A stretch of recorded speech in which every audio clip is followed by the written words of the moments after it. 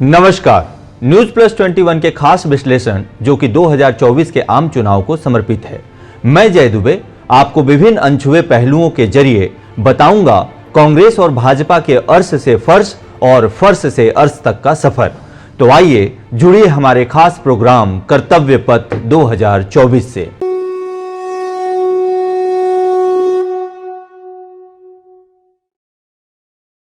तो शुरुआत करते हैं इसकी पहली कड़ी शंखनाद से। शंखनाद, जी हां, आपने बिल्कुल ठीक सुना। आम चुनाव 2024 का सभी मायनों में शंखनाद हो चुका है। भाजपा और कांग्रेस ने अपने अपने उम्मीदवारों की घोषणा करना शुरू कर दिया है और निर्वाचन आयोग ने तारीखों का ऐलान भी कर दिया है। कश्मीर से कन्याकुमारी और पूर्वोत्तर से कच्छ गुजरात तक चुनाव का शंखनाद हो चुका है। इस बार भी वही दल आमने सामने हैं जो 2019 के लोकसभा चुनाव में करीब करीब साथ थे। कुछ पुराने दल फिर साथ आ गए तो कुछ ने चुनावी लाभ के हिसाब से पाला बदल लिया। लेकिन इस वक्त गठजोड़ के जो समीकरण सामने हैं उसमें 2024 के लोकसभा चुनाव में मुख्य मुकाबला एनडीए और इंडी गठबंधन के साथ होना है।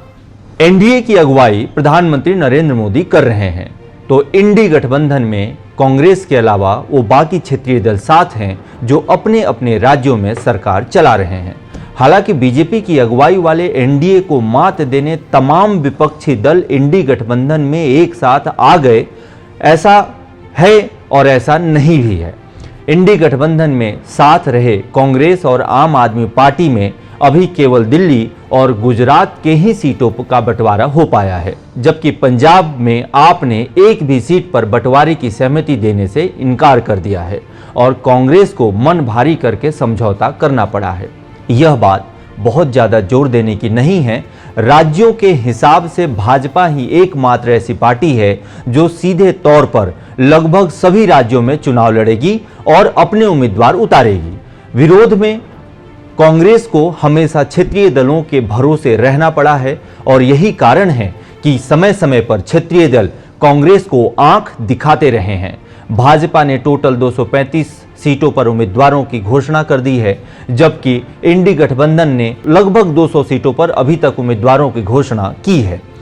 चुनाव आयोग ने 7 चरणों में होने वाले चुनाव की तारीखों का ऐलान भी कर दिया है। अलग अलग राज्यों में अलग अलग चरणों में चुनाव होने हैं और 4 जून को यह देखना है कि मोदी की गारंटी का झंडा लहराता है या चातक की तरह प्यासे कांग्रेस को बारिश रूपी सत्ता का मौका मिलेगा। मूलतः यह देखने लायक बात है कि 5 मुद्दों को लेकर पिछले 10 साल भाजपा ने कांग्रेस को चारों खाने चित किया है और जवाब में कांग्रेस किसी भी मोर्चे पर मुकाबला नहीं कर पाई है, ना ही करती हुई दिखाई दी है। हमारे हिसाब से ये 5 मुद्दे नेतृत्व, आर्थिक चुनौतियां, हिंदुत्व, अंतर्राष्ट्रीय पहचान और सम्मान और जन जन की जरूरत। मोदी ने भाजपा की नीतियों से सबको जोड़ा और संगठित किया, पूरे देश को विकास की नई राह दिखाने की कोशिश की और बहुत हद तक पिछले 60 सालों की सरकारों को अपने 10 साल के कार्यकाल में पीछे छोड़ दिया। वहीं पर कांग्रेस बिखरी हुई और फिर से जातिगत एवं धार्मिक मुद्दों पर देश को बिखेरती हुई दिखाई दे रही है। इस शंखनाद के साथ 370 की मंजिल पाने के लिए मोदी ने दक्षिणोत्तर राज्यों में जोरदार कैंपेन चलाया है और वहां की लगभग 130 सीटों में जहां भाजपा पिछली बार दहाई का आंकड़ा भी नहीं छू पाई थी, वहां इस बार भरपूर जोर आजमाइश है और यही वह क्षेत्र है जहां भाजपा बाजी मार लेती है तो 370 का सपना 400 के भी पार हो सकता है। प्रधानमंत्री नरेंद्र मोदी अपनी चुनावी सभा में लगातार मोदी की गारंटी और मोदी का परिवार का जिक्र कर रहे हैं। नरेंद्र मोदी की वेबसाइट पर भी मोदी की गारंटी को विस्तृत रूप से लॉन्च किया गया है। इसमें युवाओं के विकास, महिलाओं के सशक्तिकरण, किसानों के कल्याण और कमजोर वर्ग के लिए गारंटी के अलावा आजादी का अमृतकाल, राम मंदिर, अनुच्छेद 370, सीएए और समान नागरिक संहिता पर लगातार फोकस किया जा रहा है। वहीं बीजेपी के चुनाव कैंपेन को रोकने के लिए कांग्रेस की ओर से न्याय गारंटी लॉन्च की गई है। लोकसभा चुनावों के लिए पार्टी ने अपनी 5 न्याय गारंटी सामने रखी है। युवाओं, किसानों, महिलाओं मजदूरों के लिए न्याय सुनिश्चित करने की बात कांग्रेस की ओर से की जा रही है। इसके अलावा विपक्षी गठबंधन की ओर से बेरोजगारी और महंगाई को भी बड़ा मुद्दा बनाने का प्रयास किया जा रहा है।